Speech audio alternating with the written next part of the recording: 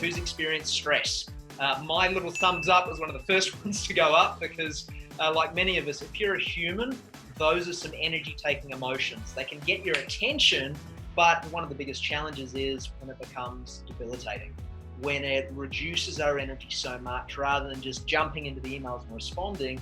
After a while, who notices that our energy drops? So one of the key things about tonight is really how do you self-assess in your personal life as well as your professional life as well. You might notice this zebra here saying, I think it's stress. You might have also seen those images from time to time where the stress starts to unravel us a little bit and the zebra loses its stripes.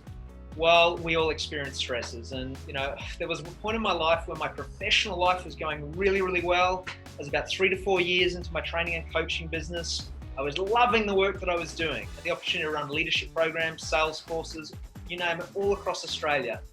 The challenge was my output was 23 plane flights in 2 months. I'll never forget, I was in Adelaide at the end of day 2 of training. I got back to the hotel room, they had the Fringe Festival on, which is sort of good meal, good food, good wine, entertainment, and I was really excited to go to it.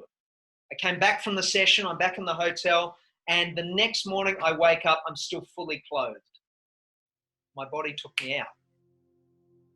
Even though I was loving doing what I was doing in those professional areas, my career, my sense of purpose was maybe an 8 or a 9 out of 10, and the bank account was reasonable. I had chronic back pain, debilitating back pain, where I was seeing chiropractors, massage therapists 2 or 3 times a month at a minimum. I wasn't sleeping very well because I had other health issues. I couldn't shut my brain down at night. I'd come home from working and my relationship, I just had nothing left in the tank to give. Maybe you can relate to that. I had insomnia. I was probably sleeping 4 to 5 hours a night, struggling.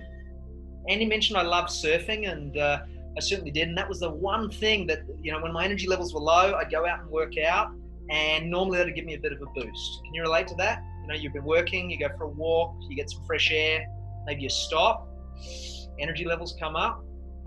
I got to the point where I went surfing and it dropped my energy even further. It took me about 12 months to get some reasonable level of adrenal function back. At that time, I had an amazing coach, a person who's coached me off and on probably for the last 18, 19 years. I've been incredibly blessed. He said to me, Jack, it doesn't matter the emotion that you're in by itself, there are certain things that are causing it. If you don't drill down and hone in on the specific things that are creating those negative, debilitating emotions, you're just going to keep doing what you're doing, day in, day out, day in, day out. Anybody relate to that? The same patterns that we run, how we do anything is often how we do everything, day in, day out. You might remember when folding your arms a certain way or brushing your teeth a certain way, you tend to run the same patterns. So I knew that if I wasn't aware, I couldn't shift it.